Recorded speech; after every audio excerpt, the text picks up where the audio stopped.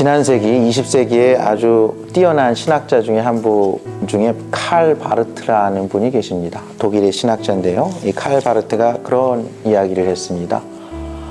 이 시대의 그리스도인들은요, 한 손에는 하나님의 말씀을, 한 손에는 신문을 들고 살아가야 한다고 말씀했습니다. 정말 한 손에는 이 세상에 돌아가는 것, 또 한 손에는 하나님의 뜻을 저희가 분별하는 그런 그리스도인이 되기를 원합니다. 저희가 신문을 보면요, 이 세상에 돌아가는 것을 알게 되죠. 요즘은 이제 어떤 신문을 보느냐에 따라서도 많이 틀린데요. 저희가 신문을 만약에 제대로 이 세상에 돌아가는 것을 다 볼 수만 있다면요, 정말 이 세상이 정말 참으로 죄악된 세상이구나. 인간의 죄성이 참으로 관영했구나. 사회에 악이 정말 이 세상이 정말 어둡구나. 이 세상이 정말 부패했구나 하는 것을 알 수 있습니다. 오늘 말씀을 보면요. 근데 예수님께서 이 말씀을 듣고 있는 예수님을 따르는 제자들에게 이렇게 이야기하고 있습니다. 13절 보면요. 너희는 세상의 소금이니. 14절 보면요. 너희는 세상의 빛이라 하면서요. 16절 보면요. 이같이 너희 빛이 사람 앞에 비치게 하여 그들로 너희 착한 행실을 보고 하늘에 계신 너희 아버지께 영광을 돌리게 하라. 이 어두운 세상, 이 부패한 세상, 이 타락한 세상 가운데서 바로 너희가 이 세상의 소금이고 이 세상의 빛이라는 그런 말씀을 해주시는 겁니다. 너희로 인해서 이 세상이 부패하지 않고 이 세상이 더욱더 살기 좋은 곳으로 변화될 수 있다고 이렇게 선언하시는 말씀입니다. 너희는 세상의 빛이라는 것은 이 어두운 가운데 너희가 등불을 켜서 많은 사람들을 생명의 길로 인도하고요. 정말 세상을 살기 좋은 곳으로 만들라는 그런 말씀입니다. 제자들이 처음에 이야기 들었을 때 좀 놀랐을 것 같아요. 여기서 너희는 세상의 소금이다. 너희는 세상의 빛이다. 라는 이 말씀이 있죠. 이게 헬라어 문법에서 직설법입니다. 직설법이어서 이렇게 선언하는 거예요. 그러니까 너희가 세상의 소금이 되려고 노력하라. 이런 뜻이 아니에요. 너희가 세상의 빛으로 살려고 노력을 해라, 최선을 다해라 이런 뜻이 아니고 이렇게 선언을 하는 겁니다. 너희 존재 자체가 바로 세상의 소금이다 이렇게 선언하시는 겁니다. 너희의 존재 자체가 바로 세상의 빛이다 라고 이렇게 선언하시는 말씀이에요. 이 대부분 갈릴리에서 이렇게 호수에서 고기만 잡던 이 예수님의 제자들이 듣기에는 처음에 참 약간 어떤 면에서는 어처구니가 없었을 것 같아요. 로마의 식민지로 세계를 패권 국가인 로마의 식민지로 살고 있는 식민지 국가고요. 이 갈릴리 지방 예수님이 설교하고 있는 이 산이요. 이 갈릴리 호수의 이 옆에 있는 산들입니다. 이런 그런 산들로 이렇게 추정이 되는데요. 그 산 위에서 한 설교고 이 완전히 어촌에서 산골에서 이렇게 자란 어떻게 보면 제대로 배우지도 못하고 인정받지도 못하는 그 이스라엘 경내에서도 예루살렘과 유대에 비해서 많이 뒤처진 지역이었어요. 로마 그리스 문화에 보면 아주 변방의 작은 나라죠.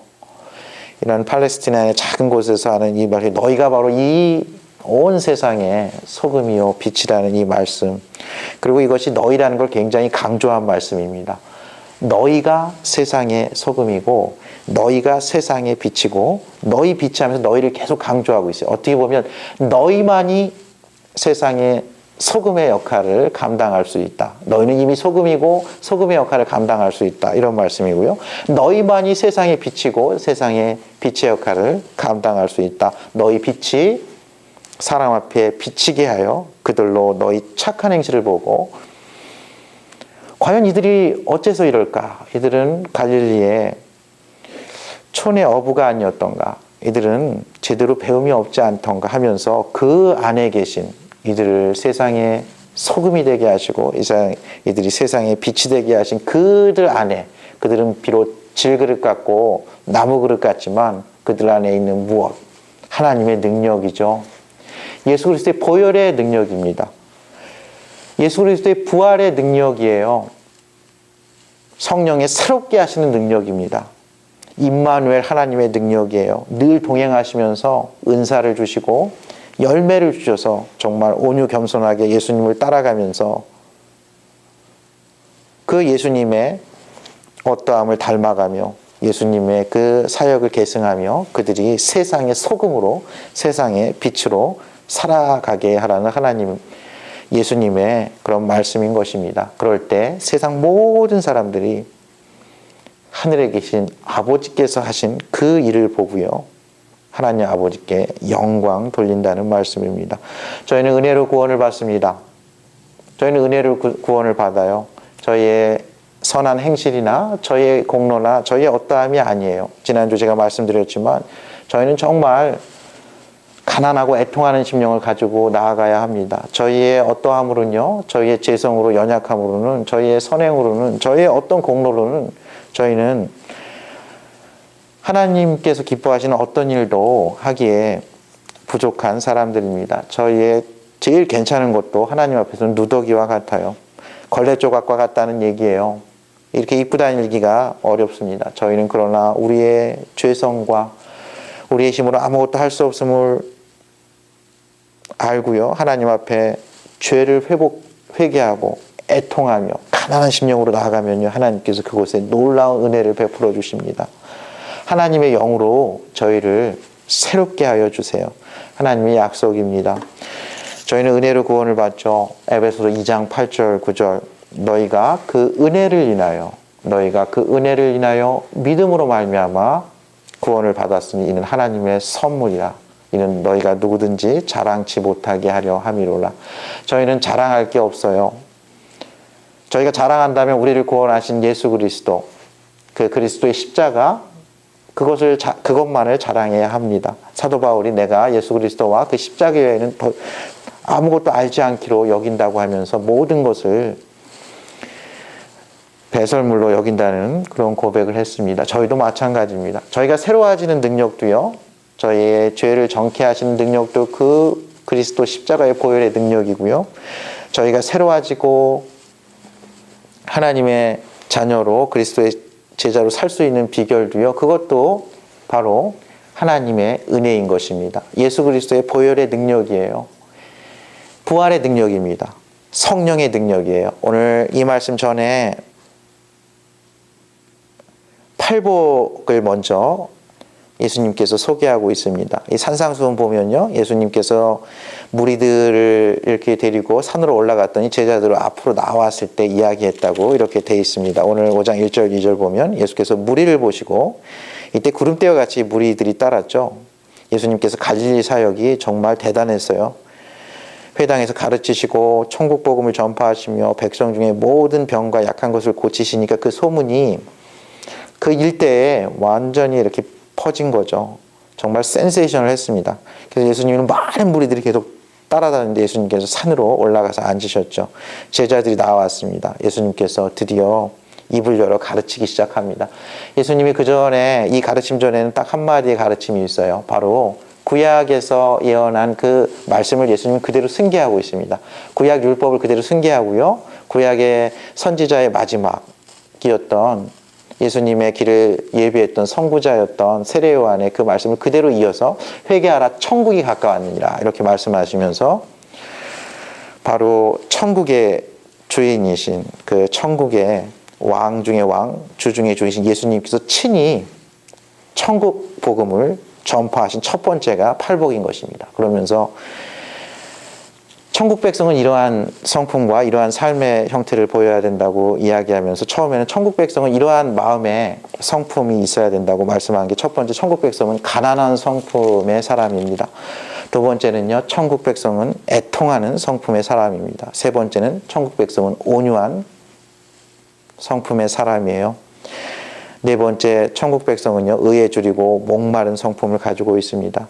이렇게 하나님 나라의 자녀로서 저희가 가난한 심령을 갖고요, 애통하는 심령을 갖고요, 온유한 심령을 갖고요, 의에 줄인 심령을 가지면요, 하나님께서 그 마음에, 그 심령에 축복을 주십니다.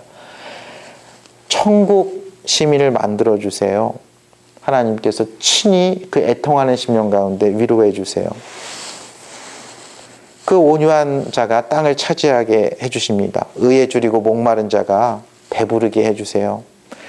동시에 천국 백성은요, 이러한 내적인 성품만 가진 것이 아니라 삶을 살아가는 방식도요, 하나님께서는 축복을 해주십니다. 그들이 삶을 살아가는 방식은요, 그들은 긍휼히 여김으로 긍휼히 여김을 받습니다. 그들은 마음을 깨끗하게 함으로 하나님을 봐요. 하나님을 본다는 것은 하나님과 동행한다는 거예요. 에녹처럼. 그 전능하시고 전지하시고 그 지혜로우시고 의로우신 사랑의 하나님과 동행한다는 거예요. 하나님 앞에서 살 수 있다는 거죠. 여러분들 코람데오 아시죠? 하나님 앞에서. 하나님을 보는 것처럼, 하나님의 능력을 나의 능력으로 삼는 것처럼, 하나님의 지혜를, 하나님의 조언을 바로 얻는 것처럼, 하나님의 용서를, 하나님의 긍휼을 바로 얻는 그런 복된 사람. 시편에서는 가장 복 있는 사람이요 허물의 사함을 받는 사람이라고 했습니다. 의로우신 거룩하신 하나님 앞에서 정말 누더기와 같은 저희가 그 앞에 설 수 없습니다. 그러나 하나님은 마음을 깨끗하게 하시고요, 다윗처럼 하나님이여 나의 마음에 정한 마음을 창조하시고 나에게 정직한 영을 새롭게 하시옵소서. 하나님 나를 불쌍히 여기시옵소서, 나를 긍휼히 여기시옵소서 하면서 상하고 통회하는 심령으로 나아가면요, 그 시편 51편에서 그 다윗을 용서하시고 회복시키셨던 그 하나님께서요, 다시 하나님과 동행할 수 있도록, 하나님을 볼 수 있도록 이렇게 축복해 주시는 것입니다. 또 화평케 하는 삶, 평화를 추구하는 삶, 평화를 만드는 삶을 살면요, 그는 하나님의 아들이라는 그런 축복을 받습니다. 하나님의 의를 위해서, 하나님의 나라를 위해서, 그리스도를 위해서 박해를 받는 자, 천국을 소유하게 된다고 말씀하셨습니다. 예수님께서 산상순 처음에 천국 백성은 모름지기 이러한 성품을 가져야 한다. 천국 백성은 모름지기 이러한 삶을 살아야 한다. 그러한 삶을 사는 너희가 바로 세상의 소금이라는 말씀입니다. 그러한 성품을 갖고 있는 너희가 바로 세상의 빛이라는 것입니다.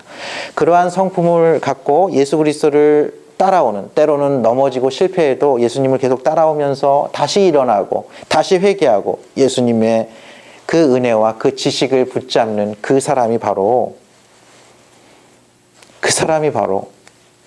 그 무리가 바로 세상의 소금이고 세상의 빛이라는 것입니다. 여기서 너희가 누구일까요? 하나님께서 이렇게 천국 백성 삼아주신 하나님의 백성들이죠. 여기서 너희가 누구일까요? 하나님께서 그 아들 예수 그리스도를 통해서 하나님의 사랑받는 아들과 딸 삼아주신 하나님의 자녀들입니다. 여기서 너희가 누구일까요? 예수 그리스도를 따라서 이 산에서 말씀을 듣고 부족하지만 이 하나님의 말씀대로 살아갈 은혜와 능력을 구하는 그리스도의 제자들인 것입니다. 여기서 너희가 누구일까요? 그들은 세상으로부터 부름받아서 이 어두운 세상, 저희가 신문을 볼 때 참 어둡구나 생각하면서 신문을 볼 수 있는 이 세상 가운데 살면서 하나님께서 그 그리스도의 보혈로, 그 하나님의 한량없는 은혜로, 그 성령의 새롭게 하시는 능력으로 세상으로부터 구별해서 부르신 하나님의 백성들, 교회입니다. 저와 여러분이죠. 여기서 너희가 누구일까요? 저희가 그렇지만 저희는 교회를 이루어서 저 산속에 가서, 수도원에 가서, 광야에 가서, 사막에서 이렇게 돛 닦는 것이 아니라 하나님께서는 저희가 다시 세상 속으로 들어가서요, 세상 속으로 들어가서 그 세상 가운데 소금과 빛의 역할을 감당하도록 하신 그 교회입니다. 이 말씀이 이거예요. 오직 교회만이, 너희만이 세상의 소금이다. 너희만이 세상의 빛이다. 교회만이 유일한 세상의 희망이요, 소망이요, 그들에게 생명을 주고 그들에게 빛을 주는 곳이라는 그런 말씀입니다.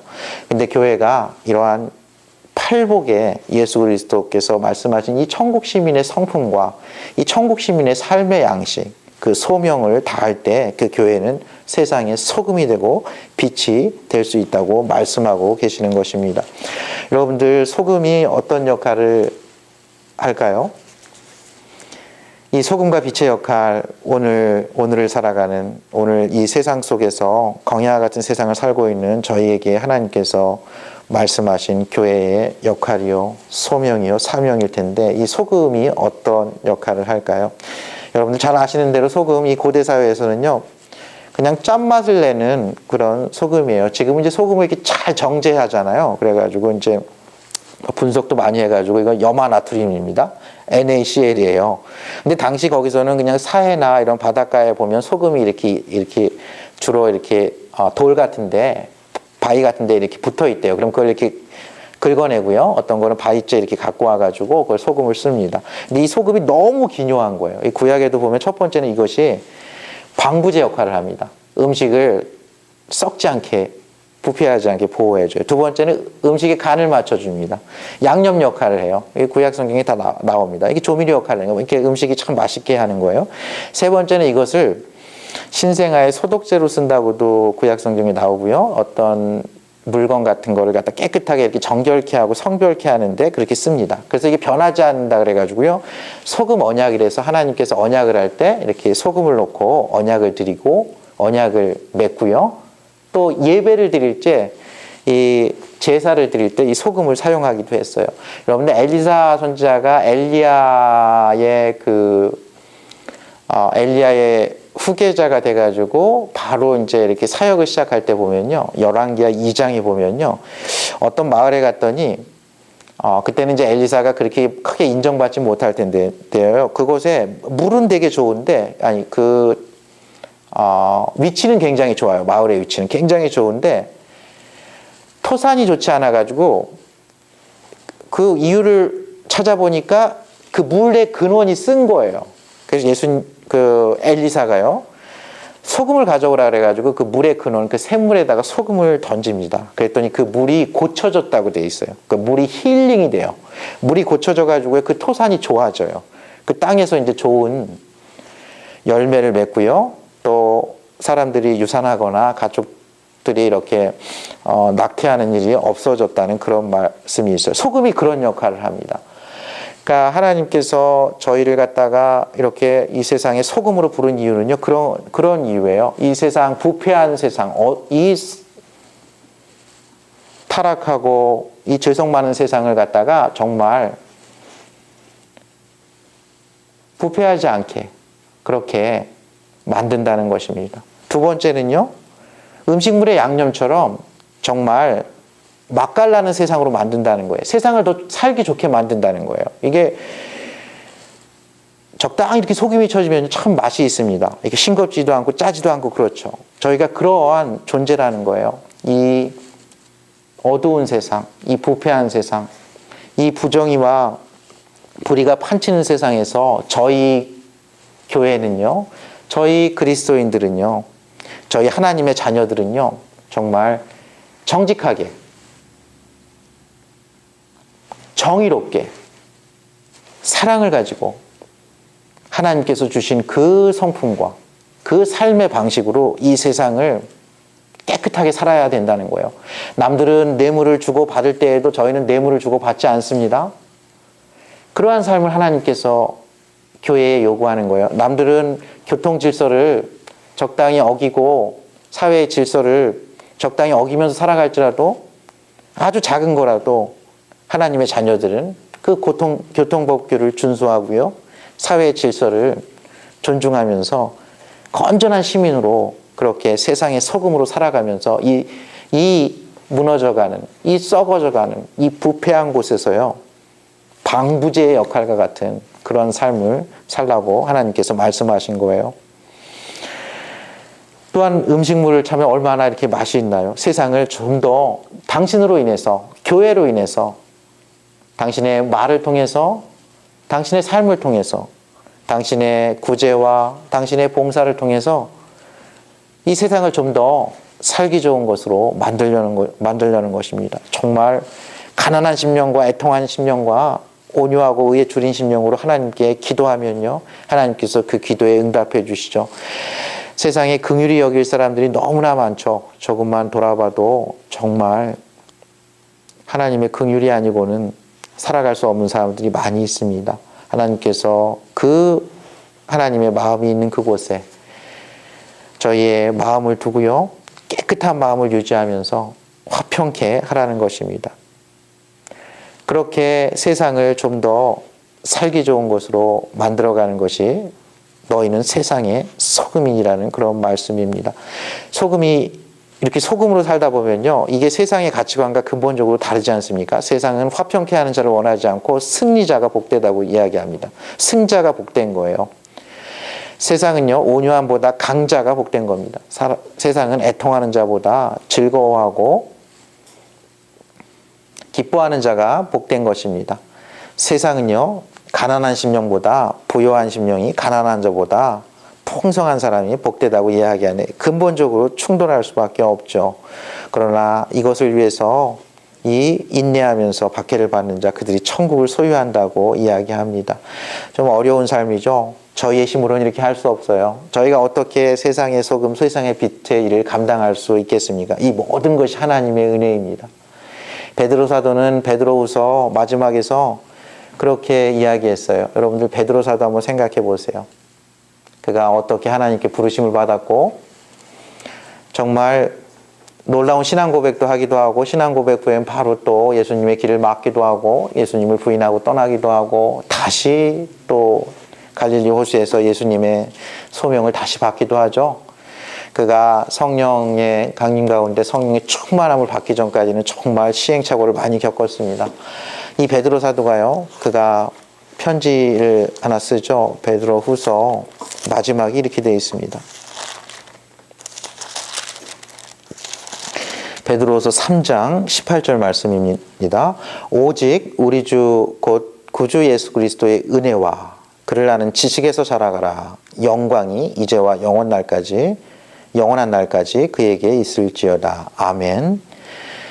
이게 사도 베드로의 마지막 유언과 같은 말입니다. 오직 우리 주 곧 구주 예수 그리스도의 은혜와 그를 아는 지식에서 자라가라. 영광이 이제와 영원한 날까지 그에게 있을지어다.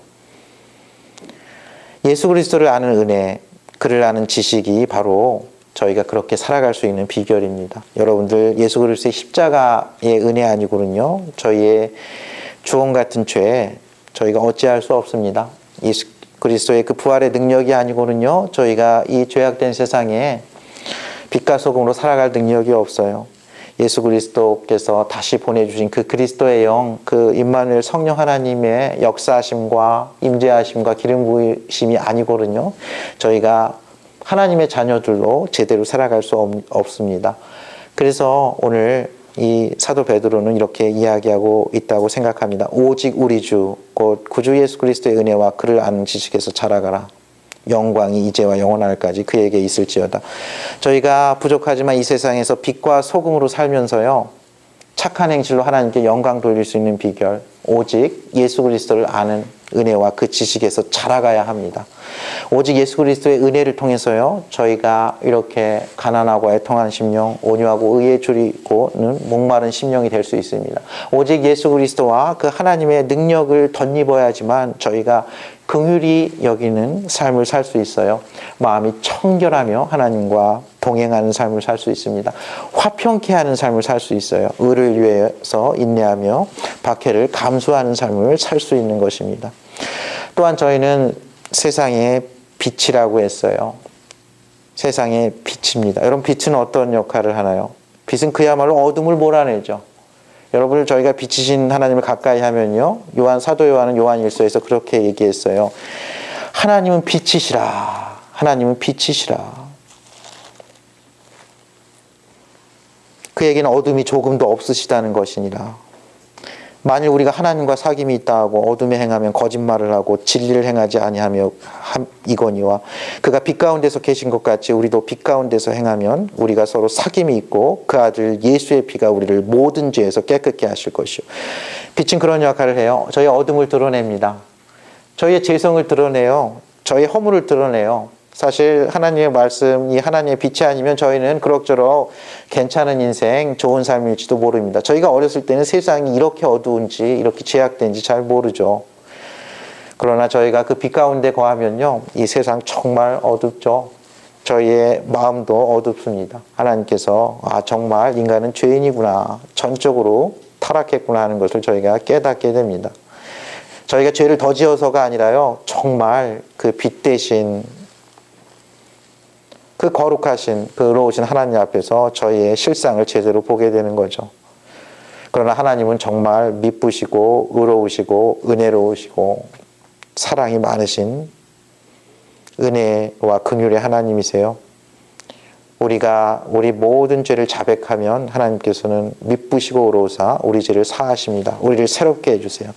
두 번째, 빛은요, 생명을 가져다 줍니다. 생명을 가져다 줘요. 빛이 비쳐야 꽃이 핍니다. 나무가 자라요. 열매를 맺습니다. 빛이 적당히 있어야 세상이 생기가 있게 돌아갑니다. 빛은 삶을 따뜻하게 해줍니다. 여러분들 계속 비만 온다고 생각해 보십시오. 계속 하늘이 어두컴컴하면 정말 저희의 마음도, 저희의 삶도, 저희가 살고 있는 이 지구도 아마 어두워질 것입니다. 그럴 수밖에 없겠죠. 그러나 빛은 정말 전도서 기자 얘기대로요. 전도서 11장 7절. 빛은 실로 아름다운 것이라. 빛은 실로 아름다운 것이라. 정말 아름답습니다. 이 빛으로 인해서요, 만물이 소생합니다. 이 빛으로 인해서요, 저의 마음이, 낙심했던 마음이 새로운 희망으로 고개를 들어요. 빛으로 인해서 죽었던 것 같은 만물이 소생하는 봄을 맞이합니다. 이 빛이 삶을 정말 따뜻하게 만듭니다. 공동체를 밝고 따뜻하게 만듭니다. 이 빛과 소금의 공통점이요, 생명을 살리는 역할을 한다는 거예요. 이 소금이 사실 많이 먹으면 안 되지만 인체에 꼭 필요하다고 합니다. 이 과학자들이 이 소금이 인체에 어느 정도 있지 않으면요, 이 노폐물이 이 체내에 쌓여가지고 그 노폐물 때문에 결국 죽는데요. 그러니까 이 소금이 적당히 있어야 돼요. 그래서 이렇게 금식을 할 때에도 물하고 소금은 적당히 이렇게 먹으면서 해야 되죠. 그리고 이 빛도 마찬가지입니다. 이 빛이 적당히 있어야 만물이 소생합니다. 이 빛과 소금의 역할은 결국은 사람을 살리는 역할을 합니다. 온 세상을 살리고 생명을 살리고 영혼을 구원하는 역할을 해요. 저희가 사랑과 구제와 봉사를 하면 사람들이 그곳에 관심을 가져요. 과연 이들 안에 있는 것이 무엇인가? 그 안에 있는 것, 이들이 빛과 소금의 역할을 감당하는 이들 안에 있는 것이 무엇인가? 그들은 알게 됩니다. 아, 예수 그리스도의 은혜구나. 하나님을 아는 지식이구나. 성령의 능력이구나. 원래 저렇게 온유한 사람이 아니었는데, 원래 저렇게 화평케 하는 사람이 아니었는데, 성령의 인도하심 가운데, 성령의 열매로, 저러한 성품으로, 저러한 삶의 양식을 살면서도 정말 행복하고 축복된 인생을 사는구나. 그들은 알게 됩니다. 그 영광이 하나님께 돌려지는 것이죠. 많은 영혼들이 하나님께로 돌아올 수 있는 그 단초를 제공하는 그런 삶을 사는 것입니다. 교회는 이러한 일을 감당해야 합니다. 교회가 이런 일을 감당하지 못할 때는요, 소금은 밖에 버려져 아무 쓸모가 없고요, 빛도 말 아래 가운데 있거나 등경 아래에 있어서 비치지 않는다면 그것은 빛의 역할을 감당하지 못하는 것입니다. 저희는 빛을 발해야 합니다. 저희는 세상의 소금의 역할을 감당해야 합니다. 하나님께서 저희 교회에 향하신 그 소명인 것입니다. 하나님께서는 저희가 부족하지만 예수 그리스도의 그 은혜를 사모함으로, 하나님을 아는 지식에서 자라감으로, 성령의 임재하심과 성령의 능력을 구함으로 저희가 이 세상의 빛과 소금으로 살아가기를 원합니다. 빛과 소금으로 이 세상의 많은 영혼들을요, 살리고 따뜻하게 하고 그들을 영원한 빛의 나라, 그 아들의 나라로 인도하기를 원하십니다. 하나님께서는 저희 이 교회만이요, 이 세상의 소망이요, 이 세상의 생명을, 구원을 주는 유일한 길로 저와 여러분들을 초대하고 계신 것입니다. 저희가 하나님의 은혜를 사모함으로요, 예수 그리스도의 그 보혈의 능력을 의지함으로, 또 성령의 충만함을 구함으로 이 세상의 소금과 빛된 역할을 잘 감당함으로 하나님께 훗날 많은 열매와 많은 노래를 안고 하나님께서 잘하였도다 착하고 충성된 종아, 내가 작은 일에 충성하였으니 나의 즐거움에, 나의 잔치에 참여할지다 하는 그런 놀라운 축복을 받기를 원합니다. 너희는 오직 예수 그리스도를 아는 은혜와 그 지식에서 자라가라. 그리하면 너가 빛과 소금이 되어 하나님께 영광 돌리는 그러한 존귀한 삶을 살 수 있다고 말씀하고 계십니다. 그러한 축복이 저와 여러분의 남은 생 가운데 충만하게 넘치시기를 우리 주 예수 그리스도 이름으로 축원하며 기도합니다. 함께 기도하시겠습니다.